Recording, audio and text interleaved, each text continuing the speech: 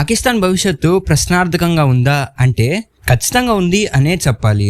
ఎప్పటికీ తీర్చలేనంత అప్పు, పాక్ని ఆక్రమించాలని ఆఫ్ఘనిస్తాన్ ఆర్మీ, కొత్త దేశం కావాలి అంటూ బలూచిస్తాన్ ప్రజలు, ఇప్పటికే 20% పైగా పాకిస్తాన్ని ఆక్రమించిన చైనా, ఇండియాతో యుద్ధం చేసి దారుణంగా ఓడిపోయిన పాకిస్తాన్ ఆర్మీ, ఇవే పాకిస్తాన్ ఫ్యూచర్ని ప్రశ్నార్థకంగా చేస్తున్న కారణాలు. ఇంకా పాకిస్తాన్ని పీడిస్తున్న అతిపెద్ద సమస్యలు కూడా ఇవే. అందుకే పాకిస్తాన్ ప్రజలకు కూడా వాళ్ళ భవిష్యత్తు ఎలా ఉంటుందో అని అర్థం అవ్వట్లేదు. సో ఈ వీడియోలో ఇండియన్ ఆర్మీ పాకిస్తాన్ మీద యుద్ధం చేయకపోయినా, పాకిస్తాన్ని ఆక్రమించకపోయినా ఎలా రాబోయే కొన్ని సంవత్సరాల్లో ఆ దేశం మొత్తం కొలాప్స్ అయ్యి ఎలా పూర్తిగా నాశనం అవ్వచ్చో అనేది ఈ వీడియోలో చూద్దాం. So before starting, this is Anudeep. I welcome you to this channel Anudeep answers and let's get started. Number 1, Afghanistan border issues. Pakistan, Afghanistan దేశాల మధ్య బోర్డర్ ఇష్యూస్ ఎప్పటి నుంచో ఉన్నాయి. అది 1893 బ్రిటిషర్స్ ఆఫ్ఘనిస్తాన్కి పాకిస్తాన్కి మధ్య డొరాండ్ లైన్ని వాళ్ళ దేశాల యొక్క బోర్డర్స్గా ఫిక్స్ చేశారు. అయితే పాకిస్తాన్ గవర్నమెంట్ ఈ బార్డర్ని యాక్సెప్ట్ చేసింది, కానీ అదే ఆఫ్ఘనిస్తాన్ గవర్నమెంట్ మాత్రం యాక్సెప్ట్ చేయలేదు. ఆఫ్ఘనిస్తాన్ ప్రజలు 1949 నుంచి పాకిస్తాన్ వాళ్ళ దేశాన్ని ఆక్రమించింది అని గట్టిగా నమ్ముతున్నారు. అందులో తాలిబాన్లు ఈ డొరాండ్ లైన్ని వాళ్ళ దేశ బార్డర్ కాదు అని చాలా గట్టిగా నమ్ముతూ వస్తున్నారు. 2021లో ఎప్పుడైతే తాలిబాన్లు ఆఫ్ఘనిస్తాన్ని పరిపాలించడం మొదలు పెట్టారో అప్పటి నుంచి ఈ బౌండరీ లైన్ పైన గొడవలు మళ్లీ మొదలయ్యాయి. ఈ గొడవలు ఆఫ్ఘనిస్తాన్ లో ఉండే తెహ్రీక్-i-తాలిబాన్-i-పాకిస్తాన్ TTP అనే మిలిటెంట్ గ్రూప్ చేస్తుంది.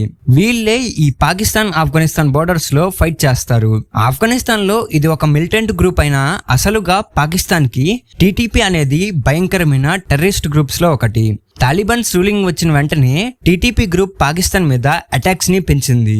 16th April 2022లో ఆఫ్ఘనిస్తాన్ మిలిటెంట్ పాకిస్తాన్ మీదకి ఏకంగా ఎయిర్ స్ట్రైక్స్ ని చేసింది. పాకిస్తాన్ లో చాలా బాంబ్ అటాక్స్ ని, హ్యాకింగ్స్ ని ఈ TTP గ్రూప్సే చేశాయి. పాకిస్తాన్ ని ఎలా అయినా ఆక్రమించడం, ఇంకా పాకిస్తాన్ గవర్నమెంట్ ని డిజాల్వ్ చేయడం ఈ పాకిస్తాన్ తాలిబాన్ల ముఖ్య ఉద్దేశం. ద హిందూ రిపోర్ట్ ప్రకారం ఏప్రిల్ 4లో జరిగిన టెర్రరిస్ట్ అటాక్స్ లో పాకిస్తాన్ ఆర్మీ పైన జరిగిన దాడిలో 71 పైగా TTP మెంబర్స్ ని చంపేసింది. ఇలా 2007 నుంచే పాకిస్తాన్లు, ఆఫ్ఘనిస్తాన్ తాలిబాన్లు బద్ధ శత్రువులుగా ఉంటున్నారు. ఎప్పుడైనా అటాక్స్ చేసి పాకిస్తాన్ ని వాళ్ళ సొంతం చేసుకోవాలి అని ఈ పాకిస్తాన్ తాలిబాన్లు ఎదురు చూస్తున్నారు. Number 2, Balochistan issue. 1948లో బలూచిస్తాన్ అనే ప్రాంతాన్ని ఇల్లీగల్ గా పాకిస్తాన్ గవర్నమెంట్ ఆక్రమించింది. పాకిస్తాన్ లో ఈ ప్రాంతానికి చాలా వాల్యూ ఉంటుంది, ఎందుకంటే బలూచిస్తాన్ మొత్తం ఐరన్, గ్యాస్, గోల్డ్ లాంటి నేచురల్ రిసోర్సెస్ తో నిండి ఉంటుంది. అయితే ఈ రిసోర్సెస్ ని వాడేందుకు పాకిస్తాన్ గవర్నమెంట్ ఈ ప్లేస్ లో గ్వాదర్ పోర్ట్ ని కన్స్ట్రక్ట్ చేసింది. ఇంకా చైనా పాకిస్తాన్ ఎకనామిక్ కారిడార్ లో ఈ ప్రాంతం మైనింగ్ సైట్స్ ని పొందింది. ఈ ప్రాజెక్ట్ లో భాగంగా ఈ బలూచ్ ప్రాంతం బాగా డెవలప్ అవుతుంది, వాళ్ళ జీవితాలు మారతాయి అని ఆ ప్రాంత ప్రజలు ఆశపడ్డారు. కానీ ఈ గ్వాదర్ పోర్ట్ చైనీస్ కంపెనీ కంట్రోల్లో ఉంటుంది. ఈ మినరల్ రిసోర్సెస్ నుండి వచ్చే బెనిఫిట్స్ అన్ని పాకిస్తాన్ ఆర్మీ ఇంకా చైనీస్ కంపెనీసే పొందుతున్నాయి. కనీసం ఆ ప్రజలకి ఎంప్లాయ్మెంట్ బెనిఫిట్స్ కూడా పాకిస్తాన్ గవర్నమెంట్ ఇవ్వలేదు. కటిక పేదరికంలో బలూచిస్తాన్ ప్రజలు బతుకుతున్నారు. పాకిస్తాన్ గవర్నమెంట్ వల్ల వాళ్ళు చాలా మోసపోయారు అని బలూచిస్తాన్ లిబరేషన్ ఆర్మీ భావించింది. అందుకే వాళ్ళ ప్రాంతం పాకిస్తాన్ నుంచి విడిపోయేందుకు పాక్ గవర్నమెంట్ ఇంకా ఆర్మీ మీద పెద్ద ఎత్తున దాడులు చేస్తున్నారు. ఇంత ముందు చెప్పుకున్న TTP గ్రూప్ వీళ్ళతో కలిసి బలూచిస్తాన్ అనే కొత్త దేశం కోసం పోరాటాలు చేస్తున్నారు. భవిష్యత్తులో ఈ అటాక్స్ పాకిస్తాన్ ని ముక్కలు చేసే అవకాశం కూడా ఉంది అని ఎకనామిస్ట్ నమ్ముతున్నారు. మన ఇండియన్ ఆర్మీ యుద్ధం ఆపేసి సీజ్ ఫైర్ పాటిస్తుంది అని అందరికి తెలుసు. అయితే ఇంకో పక్క బలూచిస్తాన్ లిబరేషన్ ఆర్మీ ఇదే అవకాశంగా చూసి పాకిస్తాన్ ఆర్మీ పైన యుద్ధం చేస్తూనే ఉన్నాయి. ఇప్పుడు పాకిస్తాన్ గవర్నమెంట్ ని ఇండియన్ ఆర్మీ మాత్రమే కాదు, ఒక పక్క తాలిబాన్ పాకిస్తాన్లు, ఇంకో పక్క బలూచిస్తాన్ లిబరేషన్ ఆర్మీ ఒకేసారి దాడి చేస్తున్నాయి. 3 వైపుల నుంచి అటాక్స్ పాకిస్తాన్ లో జరుగుతున్నాయి. Number 3, economical instability and inflation. ఇంకా పాకిస్తాన్ ని భయపెట్టేది దాని ఎకనామికల్ ఇన్స్టెబిలిటీ. ఇండిపెండెన్స్ వచ్చి ఇప్పటికీ 74-75 ఏళ్ళు అవుతుంది. అయితే ఇప్పటిదాకా ఒక ప్రైమ్ మినిస్టర్ కూడా వాళ్ళ దేశాన్ని 5 సంవత్సరాల పాటు కంటిన్యూస్ గా పరిపాలించలేదు. ఏదో ఒక ఇంటర్నల్ ఇష్యూస్ వచ్చి ఆ ప్రజలు చేసే గొడవల్ని తట్టుకోలేక రూలింగ్ పార్టీ డిసాల్వ్ అవుతూ వస్తున్నాయి. పాక్ ఫార్మర్ పిఎం అయిన ఇమ్రాన్ ఖాన్ ఆగస్టు 2018 పిఎం గా ఎన్నికయ్యారు.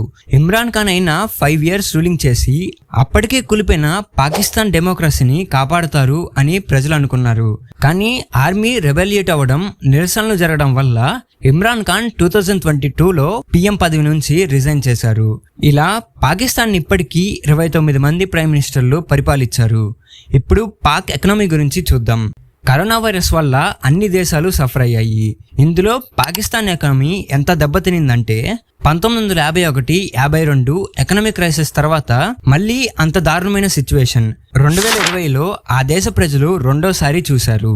ఆ సంవత్సరంలో పాకిస్తాన్ ఎకనామికల్ గ్రోత్ నెగిటివ్ లో ఉండేది.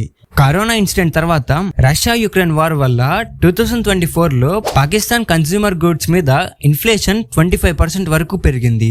ఏ వస్తువు కొనాలన్నా పాకిస్తాన్ ప్రజలు చాలా ఇబ్బంది పడ్డారు. అందుకే టీ పొడి నుంచి మిసైల్స్ వరకు అన్ని అప్పుగానే తెచ్చుకున్నారు. ఇంకా తినడానికి తిండి, నీరు, ఆయిల్ లాంటి నిత్యావసరాలు కూడా ఆ గవర్నమెంట్ దగ్గర నిలవలేవు.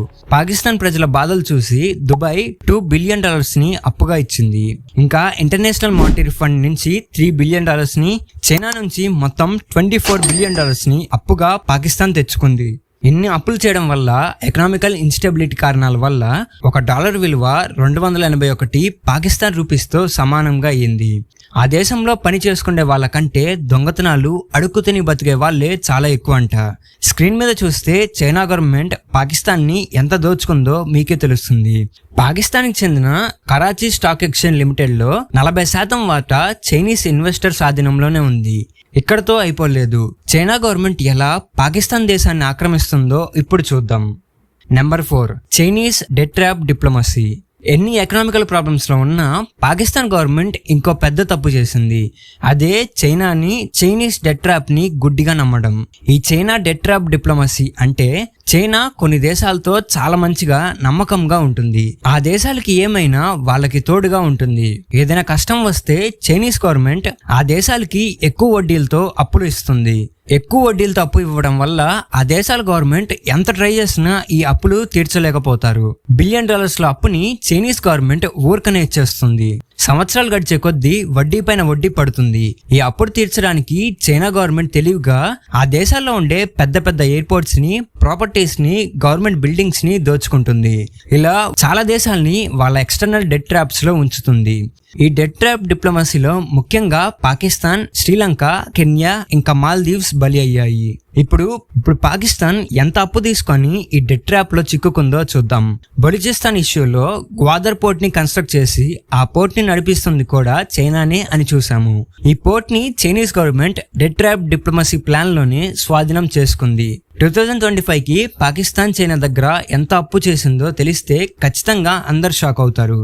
ఏకంగా $29 బిలియన్ అప్పు పాకిస్తాన్ చైనా నుంచి తీసుకుంది. పాకిస్తాన్ అప్పుల చిట్టీలు తీస్తే అందులో 72% వరకు చైనా ఇచ్చిన అప్పులే ఉంటాయి. ఇంతలా అప్పులు పాకిస్తాన్ చైనా నుంచి పొందింది. చైనా పాకిస్తాన్ ఎకనామిక్ కారిడార్ పేరుతో చైనీస్ గవర్నమెంట్ పాకిస్తాన్ లో ఉన్న ports, defence, agriculture, energy and technology, real estate ఇలా ప్రతి దాంట్లో ఇన్వెస్ట్ చేశారు. ఎక్కడైనా చైనా ఇన్వెస్ట్ చేసింది అంటే ఇంకా ఆ అసెట్స్ అన్ని వాళ్ళ ఆధీనంలో ఉన్నట్లే. చైనా ఆల్రెడీ 20-30% పాకిస్తాన్ ని ఆక్రమించేసింది.